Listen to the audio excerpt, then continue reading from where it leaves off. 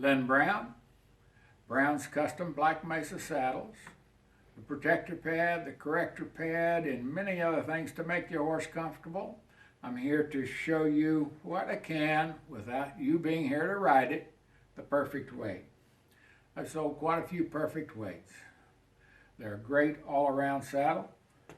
For a wade, they do a number of things other weights don't do. Number one, the fork is really quite low and the seat does not rise up to make it look low.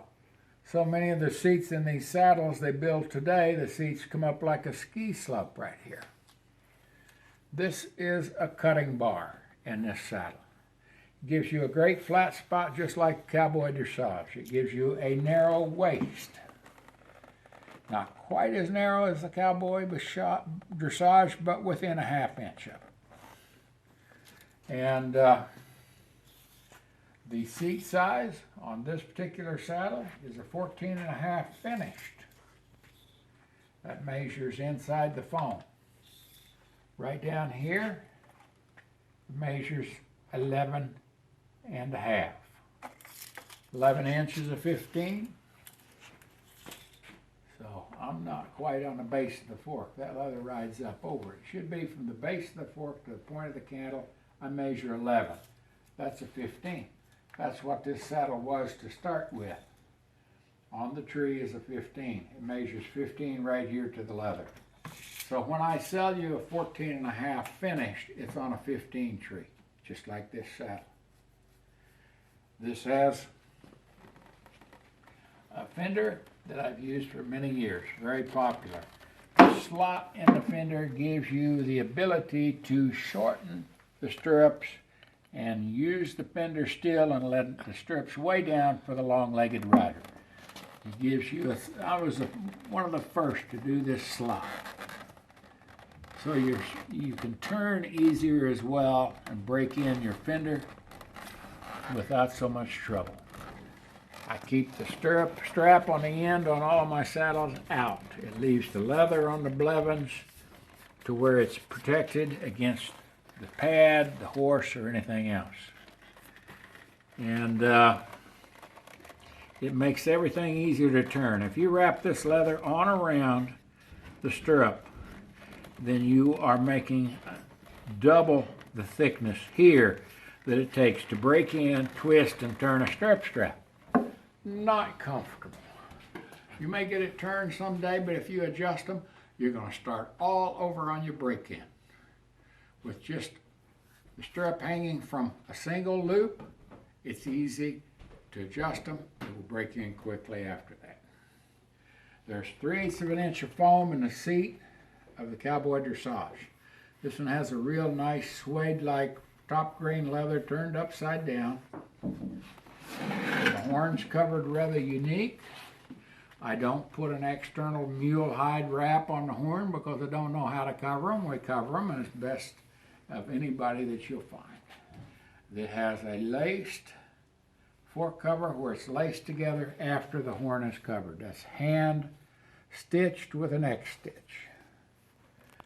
The little overlay in front, overlay on the Cheyenne roll, baby basket weave, and so on, makes a nice looking saddle. Close contacts, extremely light. Now the interesting thing, which I didn't include, is the overall length. The length of the saddle front to rear, let me get it underneath the little string, is all of 23 3/4 inches, call it 24.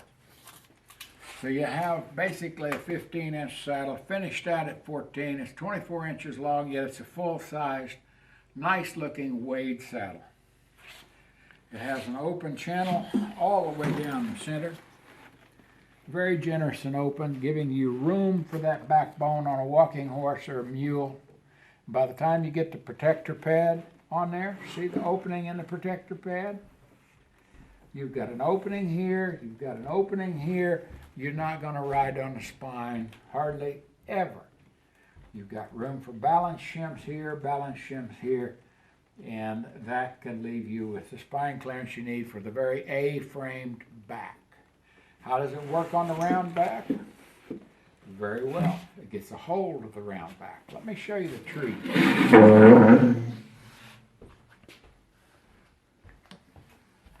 All of my trees are designed with what I call a no-pinch twist. They're also designed with a very nice flat spot for the rider. Catch that from right over there so that they can see it.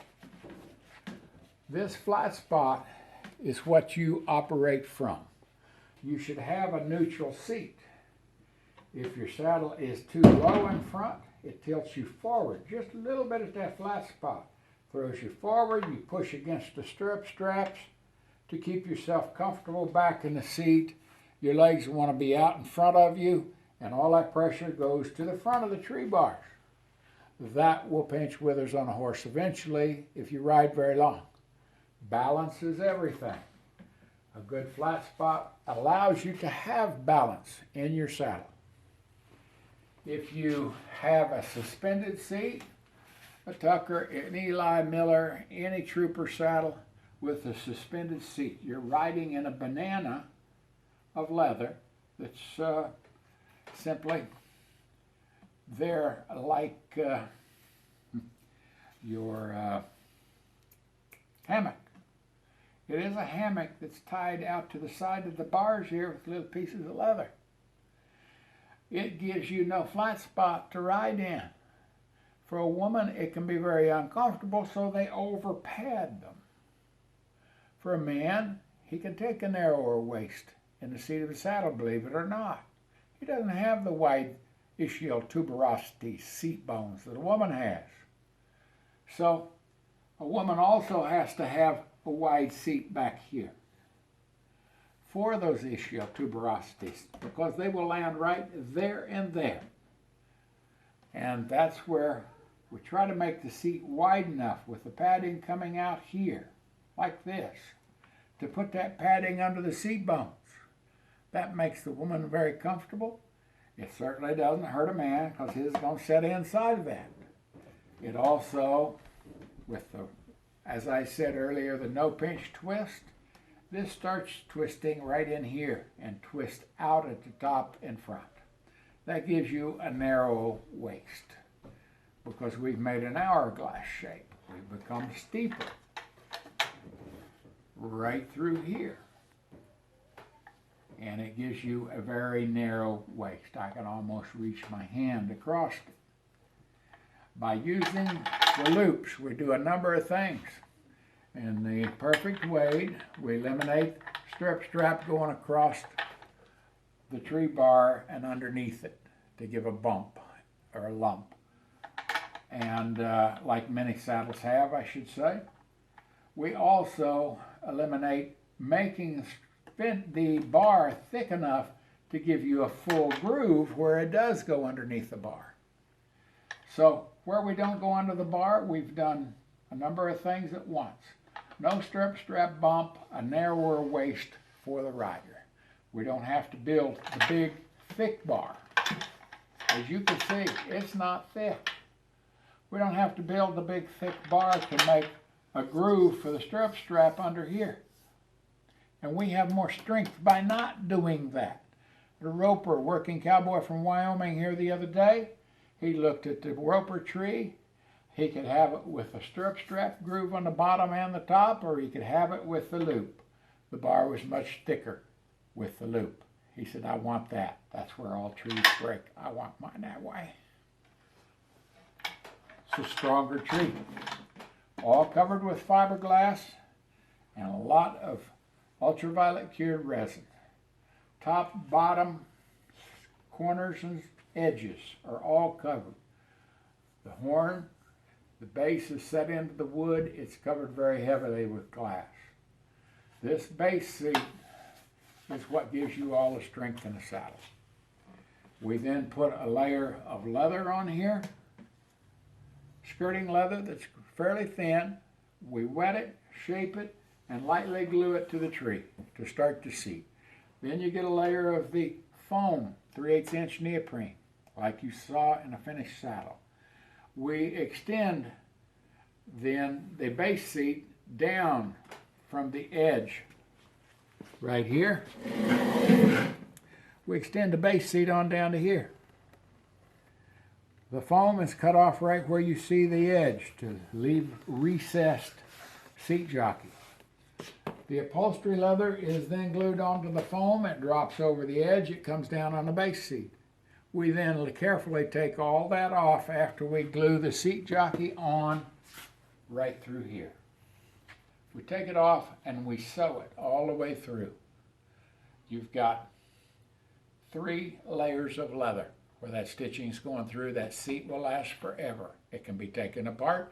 It doesn't have to be cut apart. So it's building a saddle to last. It's building a saddle that can be worked on if you're in a bad wreck someday. And horses can put you there sometimes.